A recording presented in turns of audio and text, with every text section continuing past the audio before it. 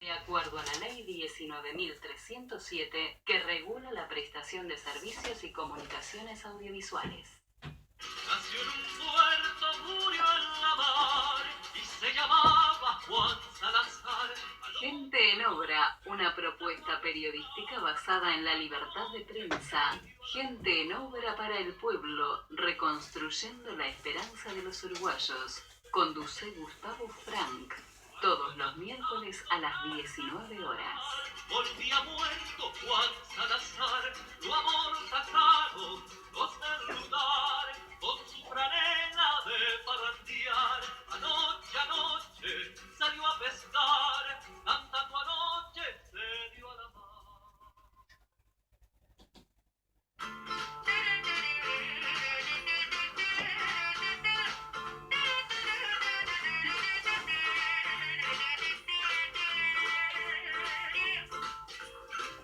Donne-moi une suite au Ritz, je n'en veux pas des bijoux de chez Chanel, je n'en veux pas, donnez-moi. Buenas tardes, oyentes de Gente en Obra, ¿cómo están ustedes? Hoy tengo el gusto de presentarles al compañero y amigo el Muerto, que nos acompaña, y como invitada la compañera Mónica Riet, de la Coordinación contra la Ocupación de las Tropas de Haití. ¿Qué tal, Mónica? ¿Cómo estás? Muy bien. Muy Bueno, bien. Muchas gracias nuevamente por la invitarme. semana pasada estuvimos hablando de Haití porque vos estuviste en Haití, entonces traes noticias fresquitas de allá, de un país medio desconocido para los uruguayos. Bueno, sí, se conoció sí porque las tropas uruguayas estaban en Haití en un momento y después se retiraron, ¿no? Retiramos las tropas. En octubre de 2017. Un poco producto también de todas las movilizaciones que se hicieron en Uruguay, de la renuncia de Chiflete, de las cámaras también, es decir, en su momento tuvo Sí. su... Bueno, te cuento que le podemos contar también a quienes nos oyen y a quienes nos ven, que hubo muchas coordinadoras que se formaron en Latinoamérica por el retiro de las tropas de Haití. Pero bueno, ellos siempre nos consideran a nosotros como la más ejemplar. Es cierto Hay que mucha afinidad y sobre todo vos tenés mucha afinidad con no soy yo, hay un conjunto, Sí, hay un conjunto colectivo, de sí, hay un compañeros colectivo. muy importante, Sí. muy extendido. Quiero contarte que el comienzo, y Gustavo tal vez se acuerde, tú lo que pasa que vos no estabas, me parece, en ese momento. Si no hubieras estado ahí, Estaría, hubieras estado ahí. seguramente. Sí. Esto fue en el 2007. En el 2007 vino un compañero dirigente sindical de Bataille Urié que hizo un viaje por Argentina, Brasil y Uruguay, ¿no?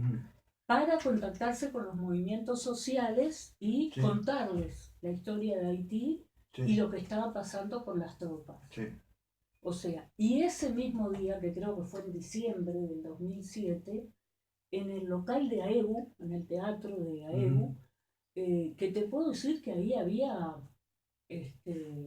mucha gente, había capaz que de centenas de personas, no todos, pero seguramente más de 100 personas se apuntaron en este colectivo que, como todos los colectivos, en el tiempo se van desgranando, uno tiene otras militancias, pero que hay un núcleo de compañeros que siempre están fuertemente tocados y en solidaridad con este pueblo, y cuando hay una necesidad de hacer una movida o la información, la estamos continuamente haciendo fluir por todo ese colectivo que es importante. Sí.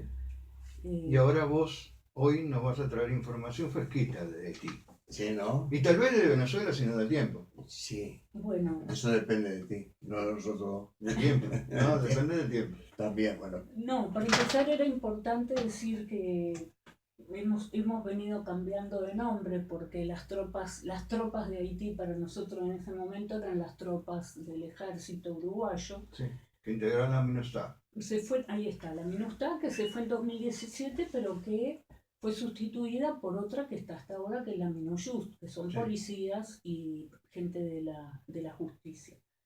y que ya estando yo allá, el día 26 de junio, tengo un diario acá haitiano, en donde la ONU ya determina, como esta MINUSTAH va a terminar en octubre del 2019, ya nombra una nueva misión que va a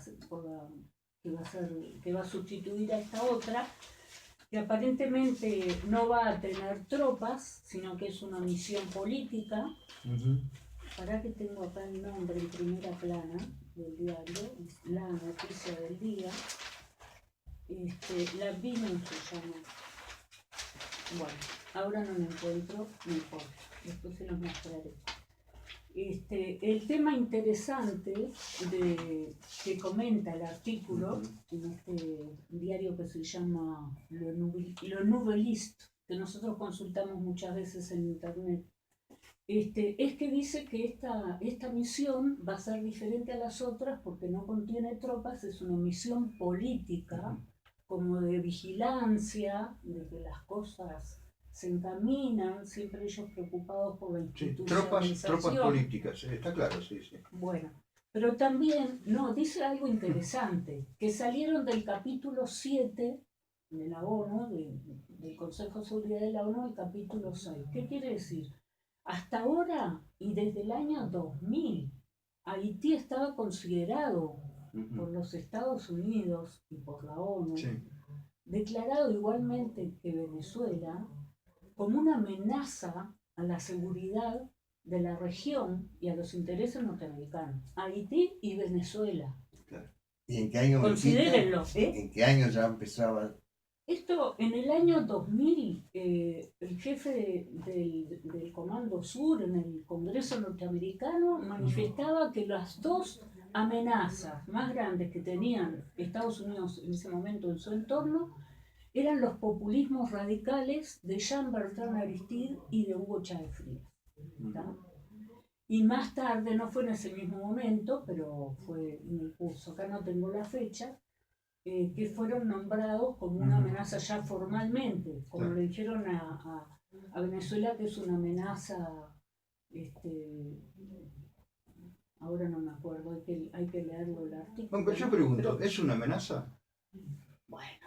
Es explosivo, socialmente. Es una amenaza desde el punto de vista entonces ideológico, ellos por eso, político. es por eso que ellos lo consideran una amenaza. Y Claro. es por eso que nosotros estamos hablando acá, porque si no, no hablaríamos del asunto.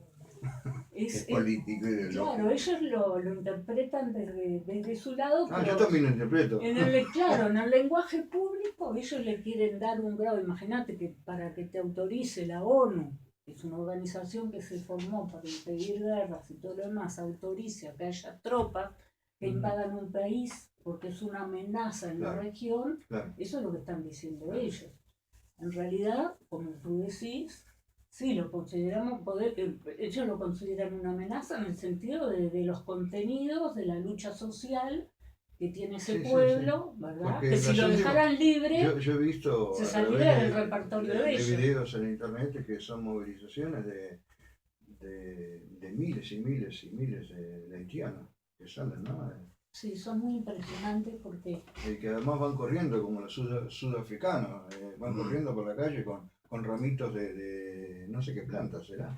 No importa. Sí, son ramas realmente es impresionante ver ese tipo de movilizaciones que si bien son pacíficas, bueno, tienen muchísimo poder, por lo menos visual, de ver eso, ponerte del otro lado y enfrentarte a eso y cómo lo arreglas. Tienen una gestualidad muy fuerte, o sea, tú los ves correr y además que están en una montaña. Puerto Príncipe está en una montaña, es todo montaña, se van subiendo y bajando kilómetros y van trotando, cantando y muchos agitando eso que significa el estar arraigado a las raíces. Justamente, bueno, para terminar con esto del capítulo 7 y pasar al otro, vos ayudame a seguir el hilo. Lo del capítulo 7 es que ahora salen del capítulo 7, o sea, consideran que ahora ya Haití no es una amenaza para los Estados Unidos y la región. Y por eso retiran todo tipo de tropas y colocan una BINU, que no sé cómo se escribe ahora, pero es una misión política. Entonces, Perdón, una pregunta. acá el que- ¿Uruguay va a estar representado en esa misión? se rumorea que puede ser que sí. Se rumorea que puede ser que sí. Seguramente Almagro. Almagro ha estado presente todo el tiempo. Sí, O sí. sea, hoy en el camino, cuando yo me preguntaba qué más agregar de tantas las cosas que hay para decir, los uruguayos tenemos que saber que no solo ha estado en la ofensiva contra Venezuela. Almagro fue personalmente a meter el peso en Haití cuando había la resistencia popular en las calles, resistiendo al golpe electoral, cuando les querían imponer a Jovenel Moïse con una segunda vuelta en donde participaba él solo, ¿sí? Y el pueblo, y quien era su contrincante, que realmente había llegado a la segunda vuelta, se negó a participar, porque yo no voy a subirme en ese circo. Bueno, o sea, la transición duró cerca de un año o más, que no pudieron nombrar un nuevo presidente porque el pueblo se resistía en las calles, y el día que dijeron, al día siguiente, creo que era en febrero, eran las elecciones de la segunda vuelta, ¿no? Y el día antes salió la gente a la calle, así como cuando viene la pueblada, que no sabes cuándo a la gente se le prende la lamparita, y como una pueblada de gente de todos lados dirigiéndose hacia la corte electoral. No sé cuántos minutos duró eso hasta que el hombre salió a la prensa y decir: se suspende por tiempo indeterminado el balotaje del día. No, y se dirigían hacia ahí. No, los tipos tienen un temor tremendo. Bueno, entonces, por ahí seguían siendo una amenaza. Y estaba el señor Almagro en persona, y fue varias veces, a decirles que si ellos no hacían prontamente ese balotaje, iban a dejar de recibir las ayudas del Fondo Monetario, del Banco Mundial, de todo lo que sabemos de lo que esos países subsisten, del que el nuestro también subsiste, ¿no? De este sistema de endeudamiento, ¿verdad? Que es como una calecita permanente en la que se establece una dependencia absoluta, ¿no? Y ahí fue donde surgió el otro tema de las protestas, que se quedaron con ayuda. ¿Que se quedaron? No, Con ayuda, por supuesto. claro. Por Se quedaron con ayuda. ¿Vos te crees que solamente en Uruguay hay corrupción? Sí, claro. No. En ese tiempo fue la propia familia Clinton quien se trasladó a la Fundación Clinton, que hace esto como lo hizo en Haití, lo hace en África, ¿no? Se instala, se forma un organismo que viene a sustituir como si fuera al Ministerio de Economía, porque era el que distribuía todas las donaciones que venían, ¿no? ¿Y quién dirigía eso? Bill Clinton. Bueno, después cuando pasaron raya... Es la zona de influencia de los Clinton, esto. De las tantas cosas que tiene Trump contra Hillary para hacerle saltar y se tienen mutuamente y todo eso, bueno, está todo el tema de Haití, que está la familia Clinton, que además Martelly le entregó al hermano de Hillary, le entregó una de las minas más, de uno de los yacimientos de oro más importantes que se descubrieron durante el terremoto, ¿no? Se lo entregó a él personalmente. Y después tiene compañía fructífera también, donde hacen juguito para Estados Unidos. Los Clinton. Bueno. Sí, lo tiene. Sí, no. Yo sé que lo eso tiene. es impresionante.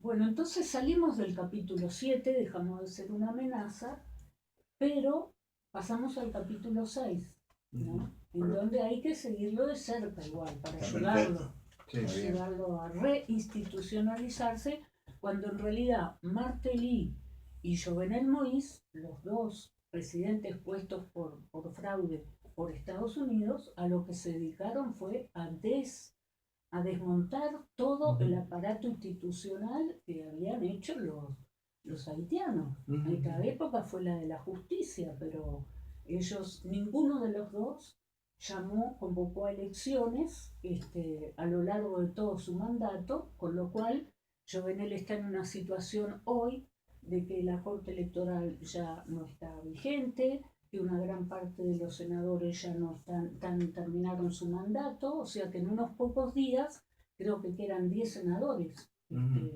con el mandato. Es esa hibridez que yo te digo que hay en Haití, que para mantener, porque en Haití vos decís, bueno, un país ocupado, y pensás, está, no voy a poder pasar con la aduana por un balance. Yo tenía un montón de papeles que me habían pedido que lleváramos de las actividades que habíamos hecho, y cuando recibí las últimas noticias dije, no llevo nada, Claro. no voy a ir al régimen de sargento.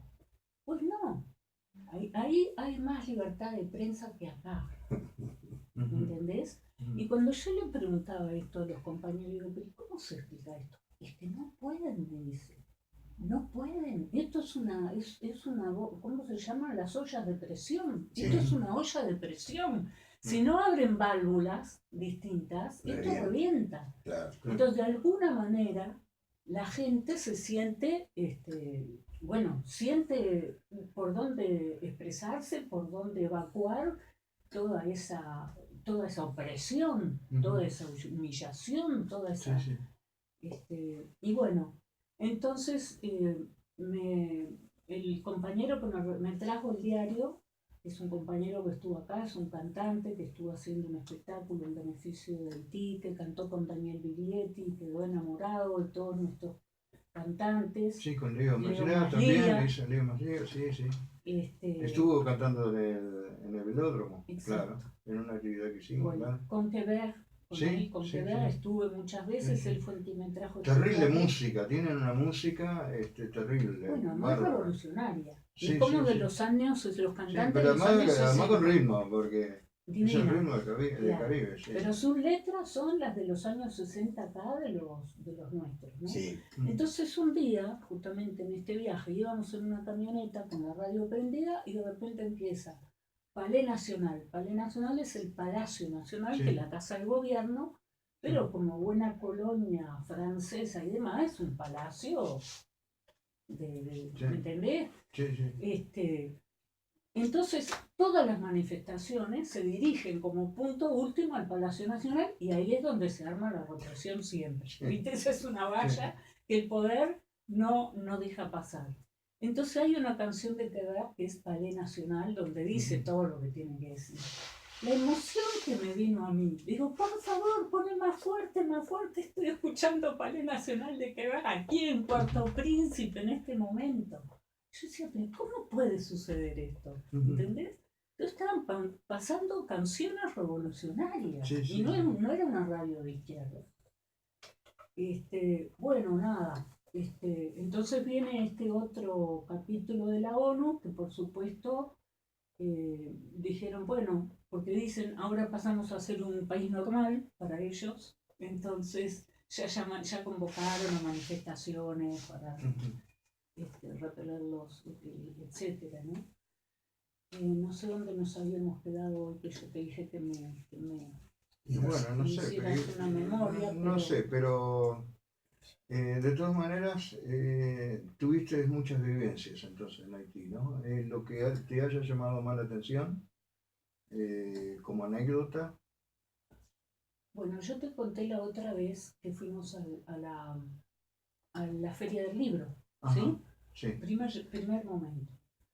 Cuando estábamos nos llaman, che, ¿qué es lo que está pasando ahí? Hay una manifestación, no sé qué. Dijimos, no, acá en este momento no.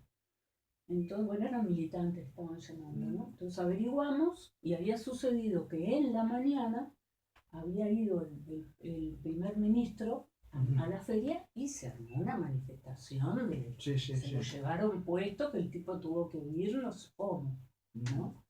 O sea que, por eso te digo, hay una vida aparentemente normal, pero este choque, esta confrontación de la que hablábamos, se manifiesta de manera espontánea en cualquier momento. Bueno, esto está un poco digitalizado por la organización Lavalas, ¿no? Contame algo de esta organización. Lavalas es una organización que fue la que creó, o con la que se creó no la creó él solo, por supuesto. cuando salen de la dictadura de los Duvalier y hacen una primera elección, la primera y única elección libre en todo el siglo XX y XXI, la única elección libre que los Estados Unidos le permitieron tener al pueblo haitiano, fue en el año 90, donde gana Jean-Bertrand Aristide. Pero estos compañeros con los que nosotros tratamos, son como nosotros, digo, son de esa época. En realidad eso fue una decisión colectiva de la izquierda, ¿no? De los sectores populares, hablemos, que va más allá de la izquierda, ¿no? O sea, todo ese sector de oposición, de organizaciones sociales, unas más de izquierda, otras menos, pero que fueron la oposición a la dictadura de los Duvalier y que los hicieron caer. Bueno, después incluso estuvo el debate, el mismo debate que estuvo instalado en Venezuela con Chávez, bueno, ¿vamos por la lucha armada o vamos por las elecciones? Y bueno, finalmente triunfó la postura de ir a elecciones y fue el personaje de Jean-Bertrand Aristide.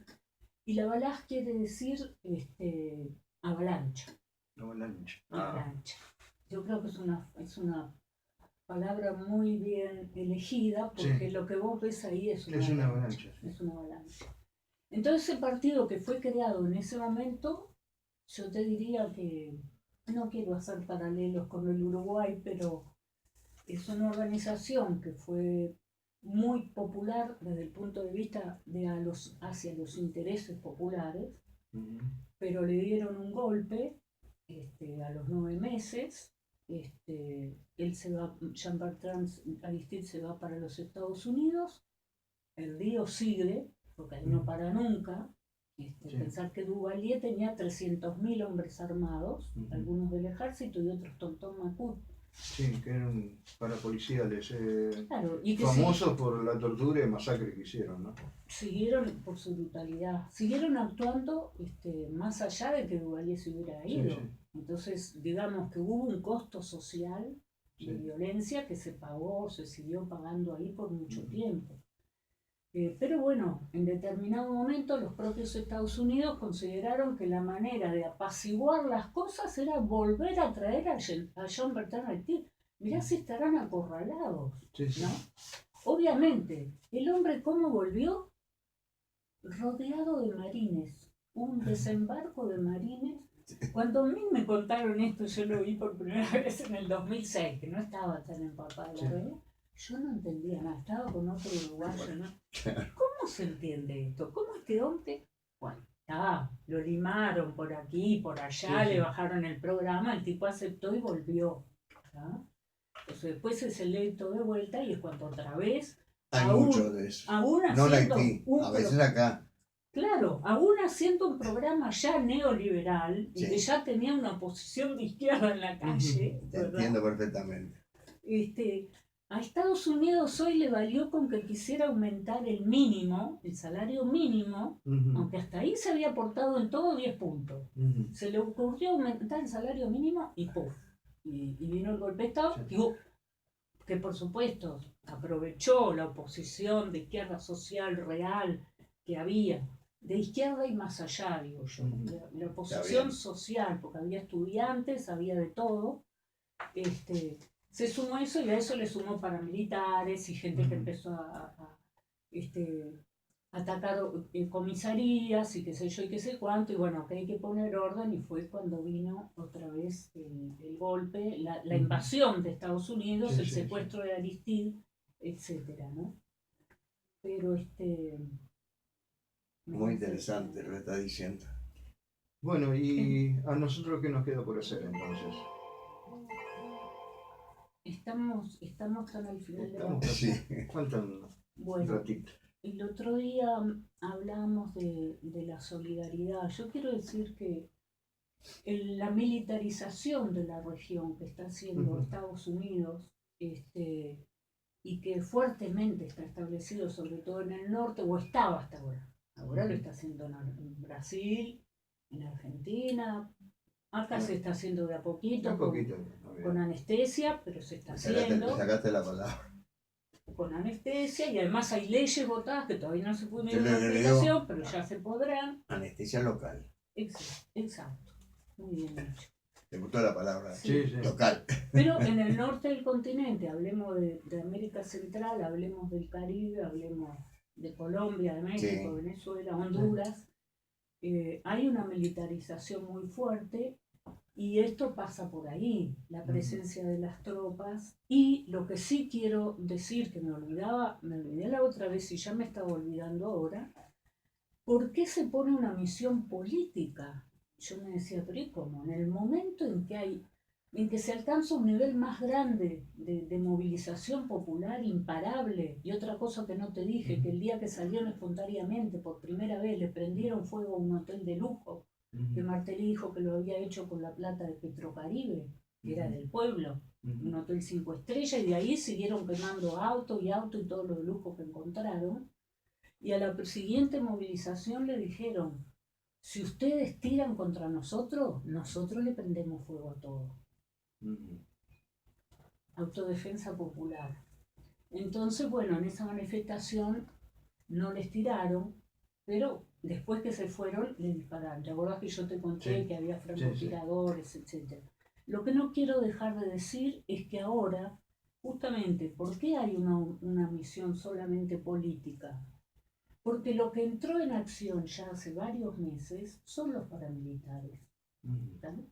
Que están entrando en los barrios más combativos, más periféricos, y haciendo masacres indiscriminadas, violaciones sistemáticas. Ha habido un trabajo estupendo, que han hecho una movilización impresionante, interesante, porque incluye a sectores sociales que hasta ahí no se habían metido en movilizaciones, como puede ser el estudiantado más de clase media, afectada por las violaciones sistemáticas. Habían violado a varias estudiantes y demás. O sea, Tenemos que despedirnos. bien, No, Marto. estas son las armas del imperio, esta es la resistencia del pueblo haitiano, y nada, la solidaridad es, nosotros nos reunimos en el sindicato de AFUR, de los funcionarios de la Universidad de la República, muy cerquita de aquí, y prontamente vamos a hacer algo público para dar a conocer todo esto. Y dejamos pendiente, te tengo que cortar, Venezuela, ¿no? Sí. Dejamos pendiente. Bien, ¿Está Para el bien? próximo, cuando quiera. dale, Un gusto. vamos arriba. Chao. La verdad que no sabía que dominaba tanto. Ah,